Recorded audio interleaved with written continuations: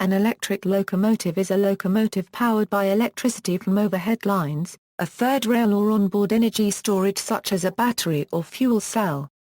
Electric locomotives with onboard fueled prime movers, such as diesel engines or gas turbines, are classed as diesel-electric or gas turbine-electric locomotives because the electric generator-motor combination serves only as a power transmission system.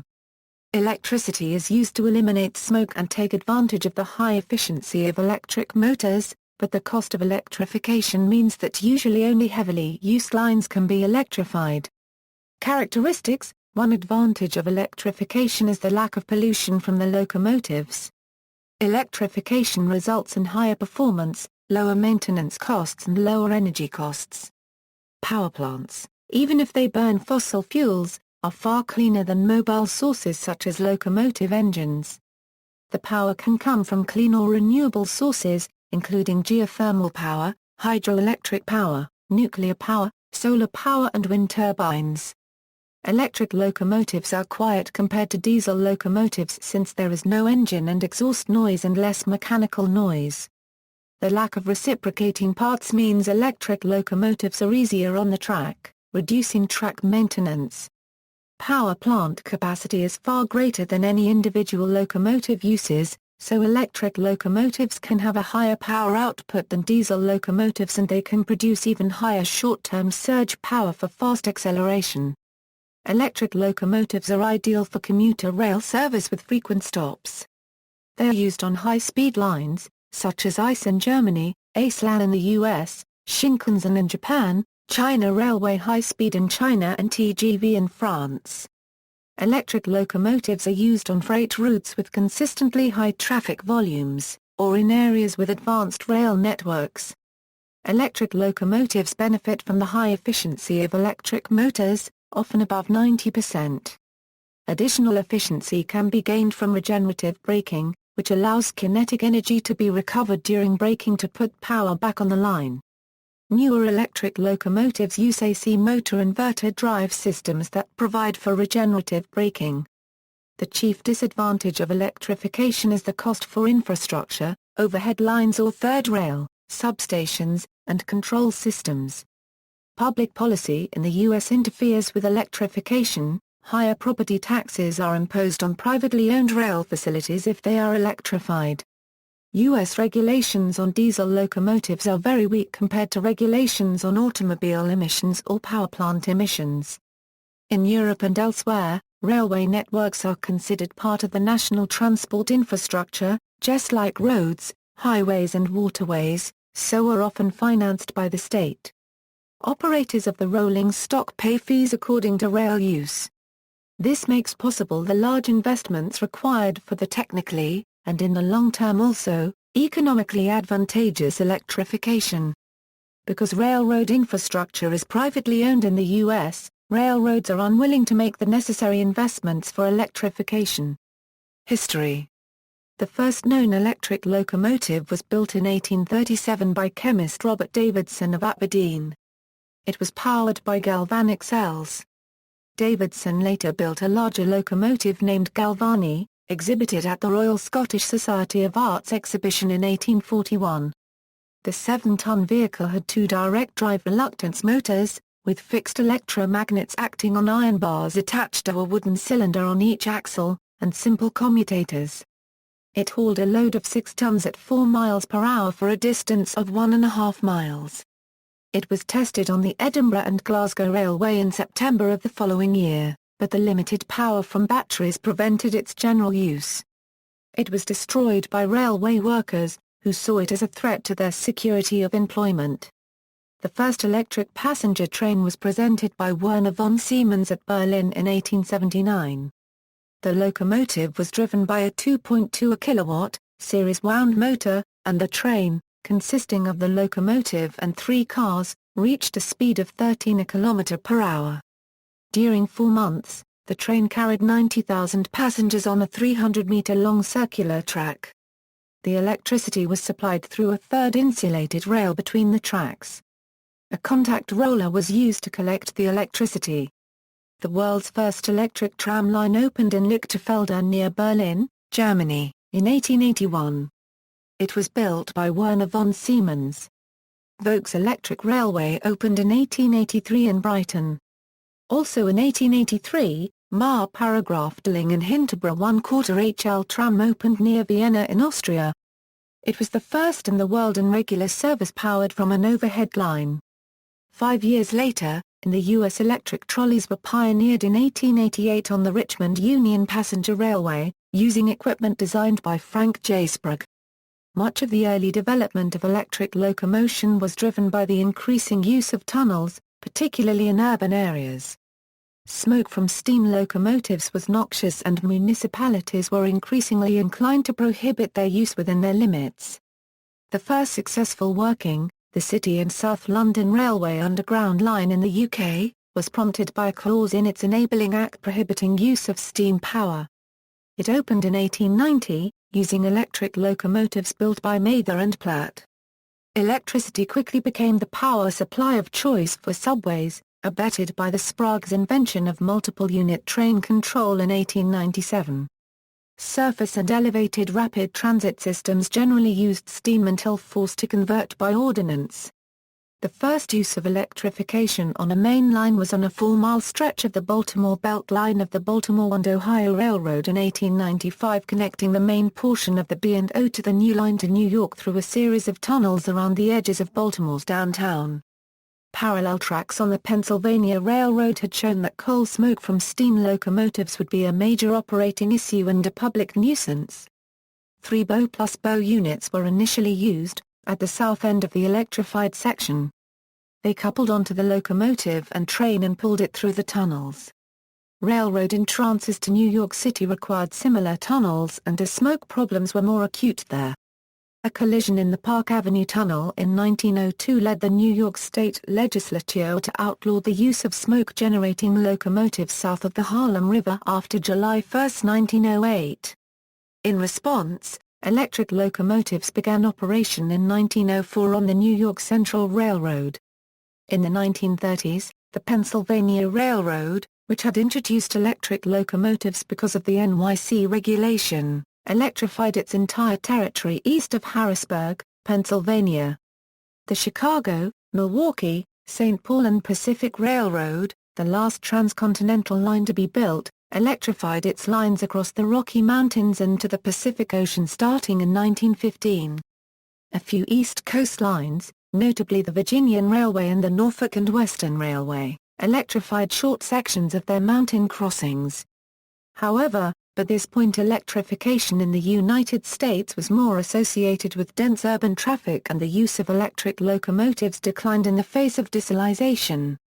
Diesels shared some of the electric locomotive via Euro unregistered trademark S advantages over steam and the cost of building and maintaining the power supply infrastructure, which discouraged new installations, brought on the elimination of most mainline electrification outside the Northeast.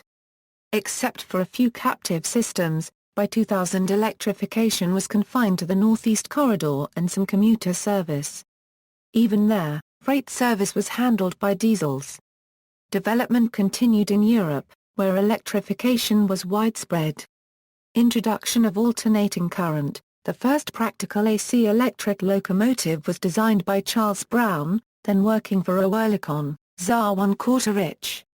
In 1891, Brown had demonstrated long-distance power transmission, using three-phase AC, between a hydroelectric plant at Laufen am Neckar and Frankfurt am Main West, a distance of 280 km.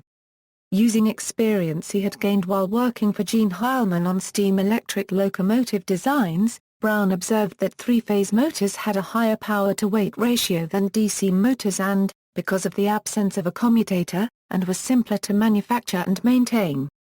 However, they were much larger than the DC motors of the time and could not be mounted in underfloor bogies, they could only be carried within locomotive bodies. In 1894, Hungarian engineer Kálmán Kandakube developed high-voltage three-phase AC motors and generators for electric locomotives. Kandakube later invented the rotary phase converter, enabling electric locomotives to use three-phase motors whilst supplied via a single overhead wire, carrying single-phase AC in 1896. Oerlikon installed the first commercial example of the system on the Lugano tramway. Each 30-ton locomotive had two 110 kW motors run by three-phase 750 V40 Hz fed from double overhead lines. Three-phase motors run at constant speed and provide regenerative braking, and are well suited to steeply graded routes, and the first mainline three-phase locomotives was supplied by Brown in 1899 on the 40 km Bergdorf-Eurothon line, Switzerland. The first implementation of industrial frequency single-phase AC supply for locomotives came from Oerlikon in 1901, using the designs of Hans Ben Eschenberg and Emil Huber-Stockar. Installation on the Siebtwettingen line of the Swiss Federal Railways was completed in 1904. The 15 kV, 50 Hz 345 kW, 48-ton locomotives used transformers and rotary converters to power DC traction motors. In 1896 to 1898, Candracube designed a short three-phase AC tramway in Avignon-les-Bains. Italian railways were the first in the world to introduce electric traction for the entire length of a main line rather than just a short stretch. The 106 km Valtellina line was opened on September 4, 1902, designed by Candracube and a team from the Gans works. The electrical system was three-phase at 3 kV 15 Hz. The voltage was significantly higher than used earlier and it required new designs for electric motors and switching devices. The three-phase two-wire system was used on several railways in northern Italy and became known as the Italian system. Candracube was invited in 1905 to undertake the management of Società Italiana Westinghouse and led the development of several Italian electric locomotives. During the period of electrification of the Italian railways, tests were made as to which type of power to use. In some sections there was a 3600 V16A2 a 3 Hz three-phase power supply, in others there was 1500 VAR-DC, 3 kV-DC and 10 kV-AC 45 Hz supply. After WW2, 3 kV-DC power was chosen for the entire Italian railway system. 1500 VDC is still used on some lines near France and 25 kV 50 Hz is used by high-speed trains. A later development of Candracube, working with both the Gans works and Società Italiana Westinghouse, was an electromechanical converter, allowing the use of three-phase motors from single-phase AC, eliminating the need for two overhead wires. In 1923, the first phase converter locomotive in Hungary was constructed on the basis of Candracube de Euro unregistered trademark S designs and serial production began soon after. The first installation, at 16 kV 50 Hz, was in 1932 on the 56 km section of the Hungarian state railways between Budapest and Komárom. This proved successful and the electrification was extended to Hegyi-Shalom in 1934. In Europe, electrification projects initially focused on mountainous regions for several reasons. Coal supplies were difficult, hydroelectric power was readily available, and electric locomotives gave more traction on steeper lines. This was particularly applicable in Switzerland, where close to 100% of lines are electrified.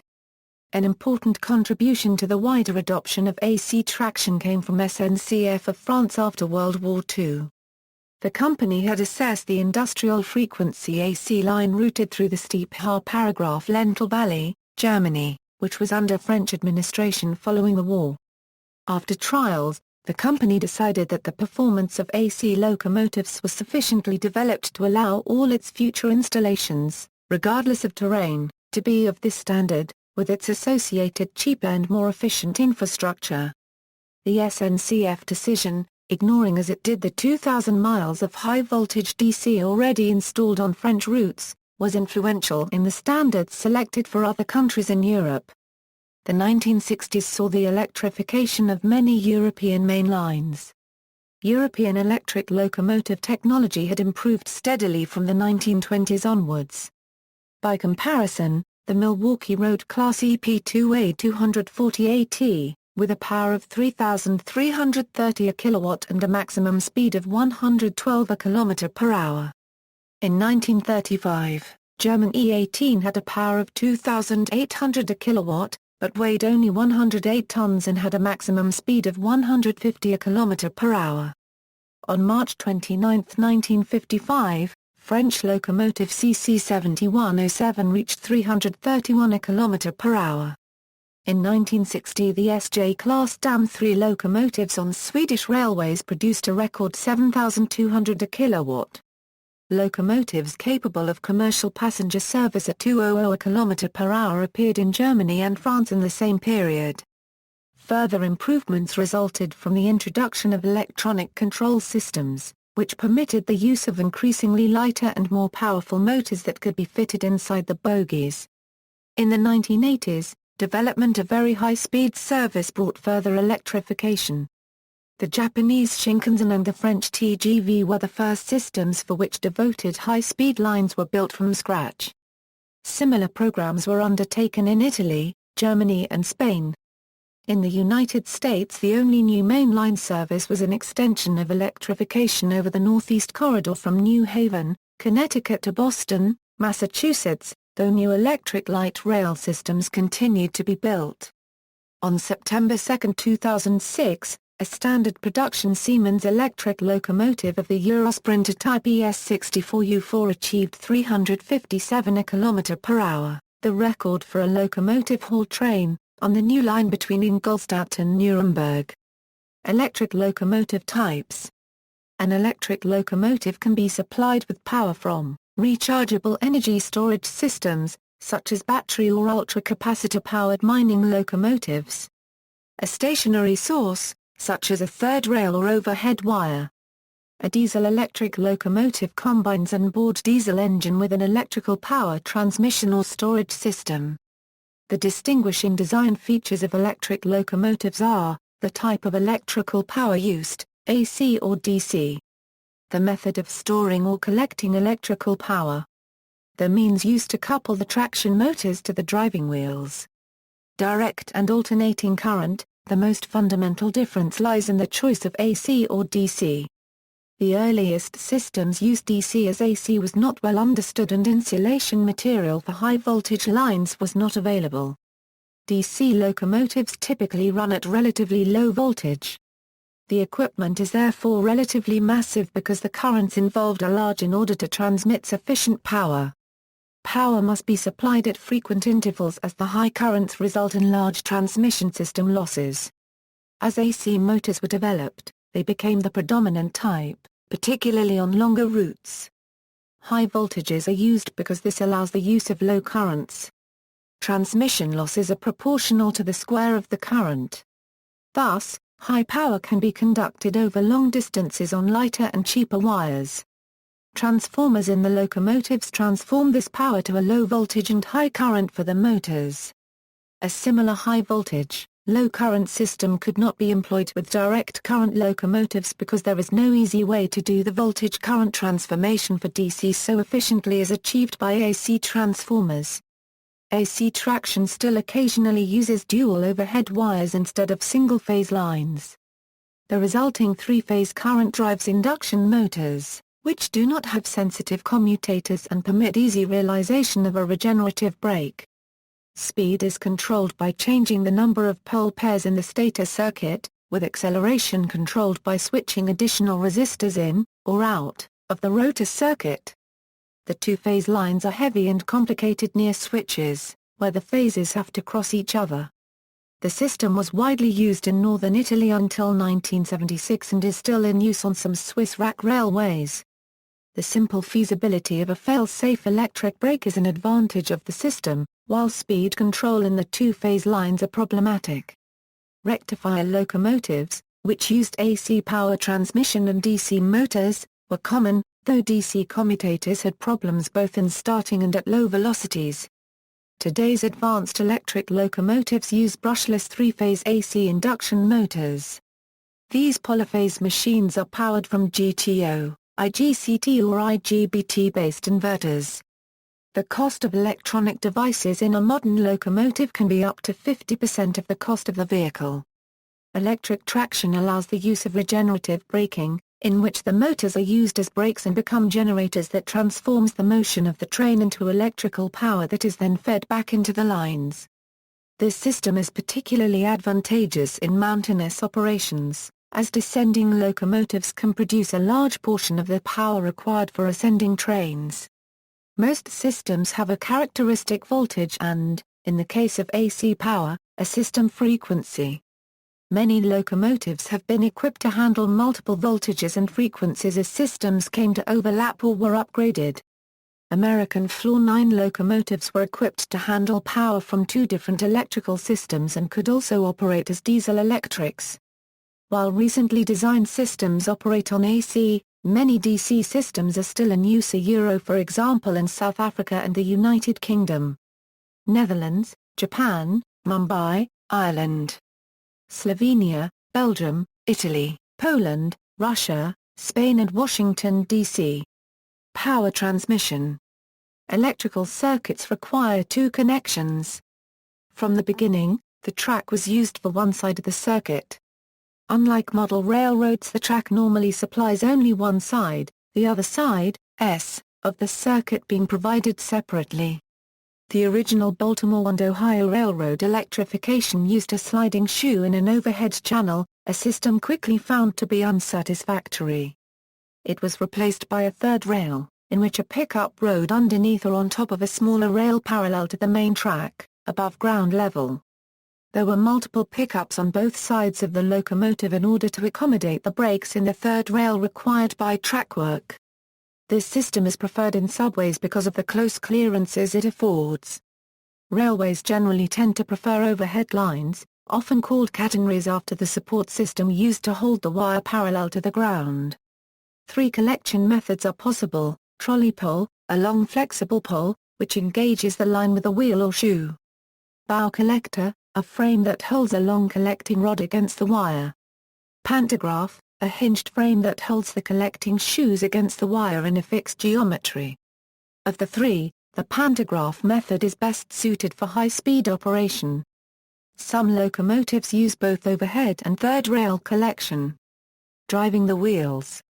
During the initial development of railroad electrical propulsion, a number of drive systems were devised to couple the output of the traction motors to the wheels. Early locomotives used often jackshaft drives. In this arrangement, the traction motor is mounted within the body of the locomotive and drives the jackshaft through a set of gears. This system was employed because the first traction motors were too large and heavy to mount directly on the axles. Due to the number of mechanical parts involved, frequent maintenance was necessary. The jackshaft drive was abandoned for all but the smallest units when smaller and lighter motors were developed. Several other systems were devised as the electric locomotive matured. The Berkeley Drive was a fully spring-loaded system, in which the weight of the driving motors was completely disconnected from the driving wheels. First used in electric locomotives from the 1920s, the Berkeley Drive was mainly used by the French SNCF and Swiss Federal Railways. The quill drive was also developed about this time and mounted the traction motor above or to the side of the axle and coupled to the axle through a reduction gear and a semi-flexible hollow shaft, the quill. The Pennsylvania Railroad GG1 locomotive used a quill drive. Again, as traction motors continued to shrink in size and weight, quill drives gradually fell out of favor. Another drive was the bipolar system, in which the motor armature was the axle itself, the frame and field assembly of the motor being attached to the truck in a fixed position. The motor had two field poles, which allowed a limited amount of vertical movement of the armature. This system was of limited value since the power output of each motor was limited. The EP2 bipolar electrics used by the Milwaukee Road compensated for this problem by using a large number of powered axles. Modern electric locomotives, like their diesel-electric counterparts, almost universally use axle-hung traction motors, with one motor for each powered axle. In this arrangement, one side of the motor housing is supported by plain bearings riding on a ground and polished journal that is integral to the axle. The other side of the housing has a tongue-shaped protuberance that engages a matching slot in the truck bolster, its purpose being to act as a torque reaction device, as well as a support. Power transfer from motor to axle is effected by spur gearing, in which a pinion on the motor shaft engages a ball gear on the axle. Both gears are enclosed in a liquid-tight housing containing lubricating oil. The type of service in which the locomotive is used dictates the gear ratio employed. Numerically high ratios are commonly found on freight units, whereas numerically low ratios are typical of passenger engines. Wheel arrangements. The white notation system for classifying steam locomotives is not adequate for describing the variety of electric locomotive arrangements, though the Pennsylvania Railroad applied classes to its electric locomotives as if they were steam. For example, the PRRGG1 class indicates that it is arranged like two 4-6-0 Class G locomotives coupled back-to-back. UIC classification system was typically used for electric locomotives, as it could handle the complex arrangements of powered and unpowered axles and could distinguish between coupled and uncoupled drive systems. Electric traction around the world, Asia, India. In India, both AC and EC electrified lines operate. 1500 VDC operates only in the Mumbai area, and it is being converted to 25 kV AC. The rest of the India, where routes are electrified fully, uses 25 kV AC, 50 Hz. As of 2006, Indian Railways haul 80% of freight and 85% of passenger traffic with electric locomotives. Early 2800 HPS and CF designed for 25 kV AC, with ignition rectifiers. Introduced in 1959, they were mostly deployed by EAR in the Howrah-Asansol-Dhanbad Mughal section. They were less frequently found upstream in the Delhi-Kanpur-Mughal section and in the Igatpuri-Bhusawal section of the Central Railway. They were mostly used for non-express passenger trains, but some were used double-headed for freight service. Some were still, 12/98, in operation on ER. WAM1 locomotives are significant in the history of electric traction in India as they were among the first AC electrics to run in India. Like the WAG-1s, some of their advanced features turned out to be unsuitable for Indian conditions. Manufactured by Krauss-Maffei, Krupp, SFAC, La Bourgeoise and Nivel, ignition rectifiers feed 4 DC traction motors that accept pulsating current input. Motors are connected to the axles by a Jaquemin drive. Speed control is by tap changer on the input transformer. The superstructure is mounted on bogies with pendular suspension and equalizer beams. Japan, the rail system consists of the following: 20,264 km of 1,067 ohm, of which 13,280 km is electrified. 3,204 km of 1,435 ohm standard gauge, all electrified. 117 km of 1,372 ohm Scotch gauge, all electrified. 11 km of 762 ohm narrow gauge, all electrified. Electrification systems used by the JR Group, Japan's formerly state-owned operators, are 1,500 VDC and 20 kV AC for conventional lines and 25 kV AC for Shinkansen. Electrification at 600 VDC and 750 VDC are also seen in private lines. The frequency of the AC power supply is 50 Hz in eastern Japan and 60 Hz in western Japan. Japan has come close to complete electrification largely due to the relatively short distances and mountainous terrain, which make electric service a particularly economical investment. Additionally, the mix of freight to passenger service is weighted much more toward passenger service than in many other countries, and this has helped drive government investment into electrification of many remote lines. Electrification began in earnest for local railways in the 1920s, and main lines electrification began following World War II using a universal 1,500 VDC standard and eventually, a 20 kV standard for rapid intercity main lines and 25 kV AC for high-speed Shinkansen lines. Because most of the electrification infrastructure was destroyed in the war, the only variances to this standard with significant traffic are a few of the older subway lines in Tokyo and Osaka. The Takeda Main Line, Japan's busiest line, completed electrification in 1956 and Takeda Shinkansen was complete in 1964. By the mid-1970s, most main lines had been converted. During the 1970s and into the 1980s, when a fast-growing Japanese economy encouraged massive infrastructure spending, almost every line with any significant traffic was electrified. Though the massive debts incurred for these upgrades led to the privatization and breakup of the National Rail Company. By the time of the breakup in 1987, electric service had penetrated to every line with significant traffic. In the 1990s and 2000s, rural infrastructure was the focus of a lot of government stimulus funding, and this included some rail electrification on infrequently used lines, and funding for expanding the Shinkansen network. The latter was mostly in the form of loans rather than direct investment as in the former.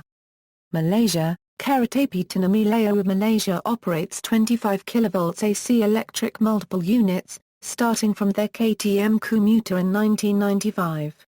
In December 2009, a fleet of new ETS arrived.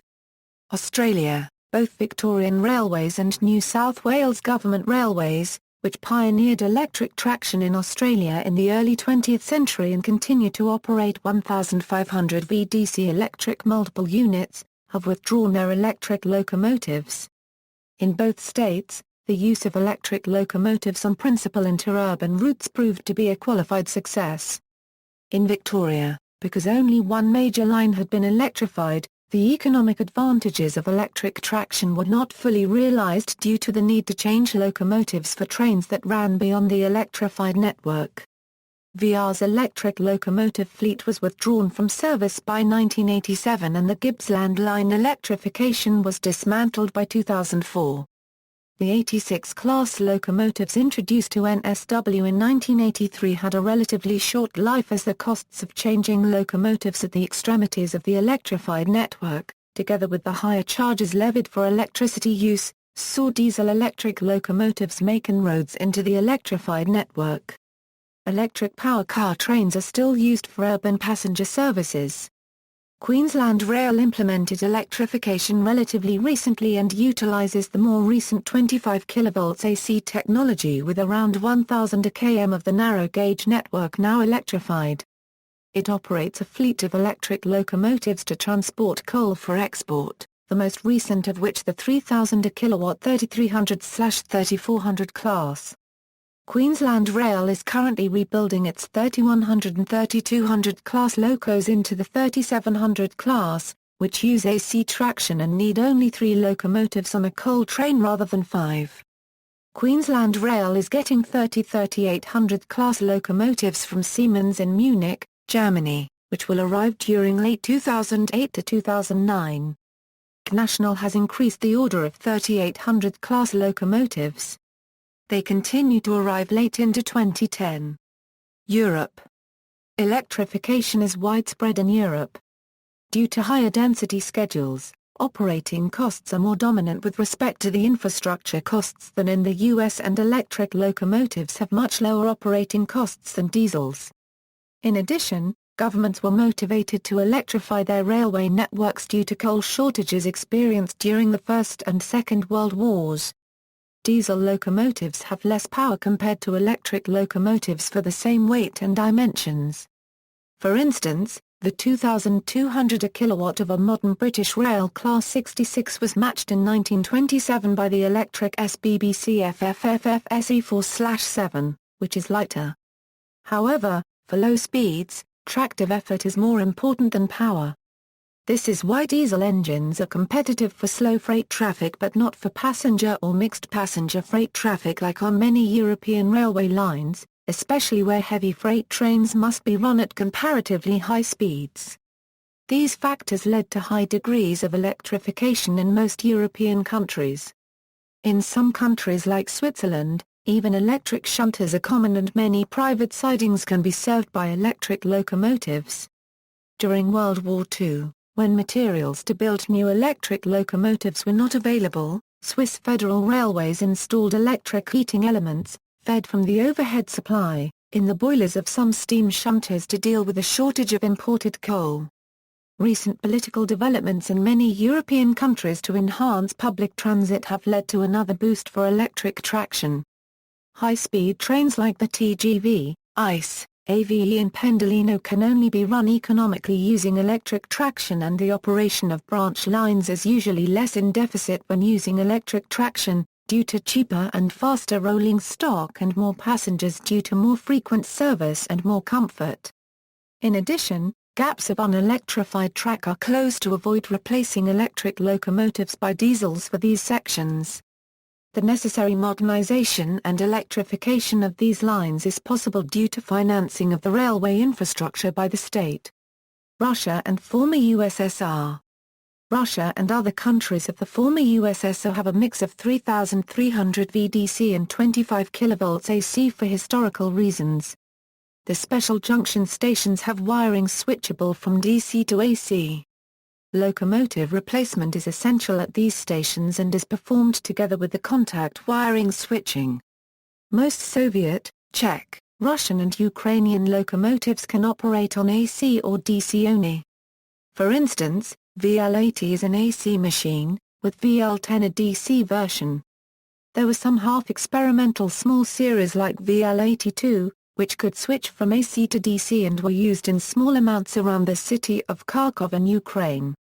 Also, the latest Russian passenger locomotive EP10 is dual system. Historically, 3,300 VDC was used for simplicity. The first experimental track was in Georgian mountains, then the suburban zones of the largest cities were electrified for EM use, very advantageous due to much better dynamic of such a train compared to the steam one, which is important for suburban service with frequent stops. Then the large mountain line between Nifa and Chelyabinsk was electrified. For some time, electric railways were only considered to be suitable for suburban or mountain lines. In around 1950, a decision was made to electrify the highly loaded plain prairie line of Omsk-Novosibirsk. After this, electrifying the major railroads at 3000 VDC became mainstream. 25 kV AC started in the USSR in around 1960, when the industry managed to build the rectifier-based AC wire DC motor locomotive. The first major line with AC power was Mariinsk-Krasnoyarsk-Tezhat-Zyma. The lines in European Russia like Moscow, Rostov-on-Don followed. In 1990s, some DC lines were rebuilt as AC to allow the usage of the huge 10 MWT AC locomotive of VL85. The line around Irkutsk is one of them. The DC locomotives freed by this rebuild were transferred to the St. Petersburg region. The Trans-Siberian Railway has been partly electrified since 1929, entirely since 2002. The system is 25 kV AC 50 Hz after the junction station of Mariinsk near Krasnoyarsk, 3000 VDC before it, and train weights are up to 6,000 tons. United States. Electric locomotives are used for passenger trains on Amtrak's Northeast Corridor between Washington, D.C. and Boston, with a branch to Harrisburg, Pennsylvania, and on some commuter rail lines. Mass transit systems and other electrified commuter lines use electric multiple units, where each car is powered. All other long-distance passenger service and, with rare exceptions, all freight is hauled by diesel-electric locomotives.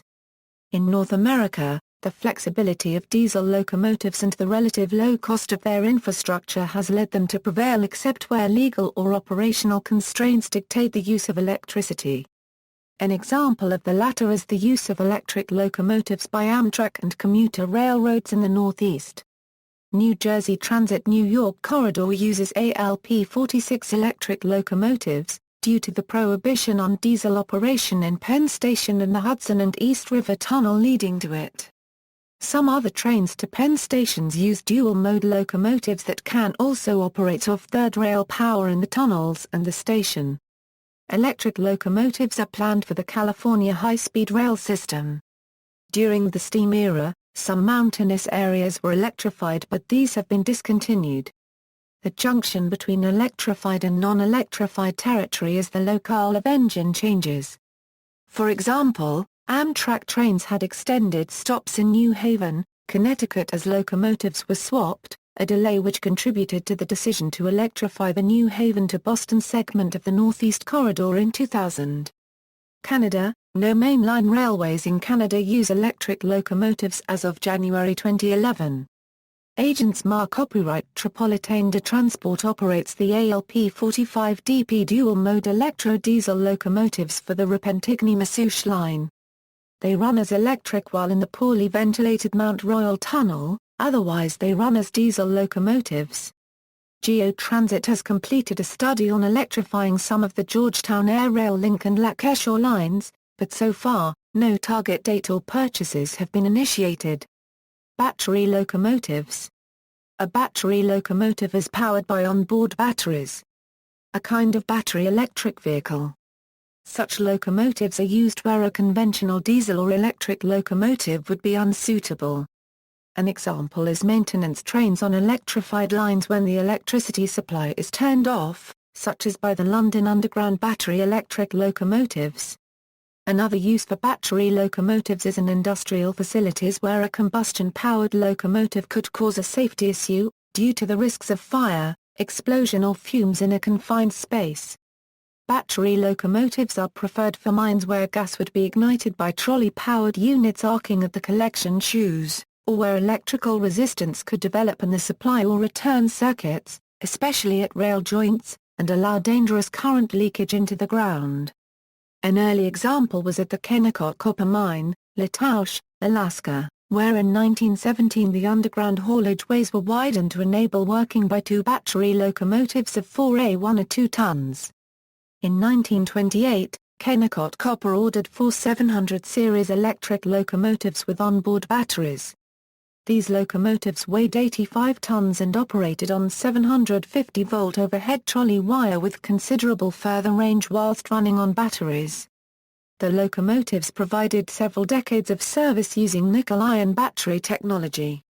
The batteries were replaced with lead-acid batteries, and the locomotives were retired shortly afterward.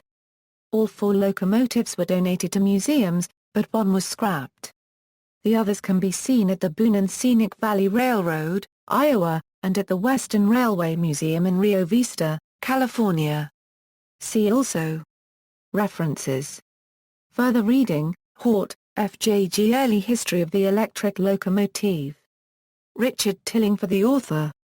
Asina B000 ZPKYCE, Hort, F.J.G. History of the Electric Locomotive. A.S. Barnes & Company. ISBN A978-0-498-02466-5. Hort, F.J.G. A History of the Electric Locomotive. Volume 2. A.S. Barnes. Asina B000 RAWB64. External links, electric traction, electric engines, railroad tapping into wind and solar power.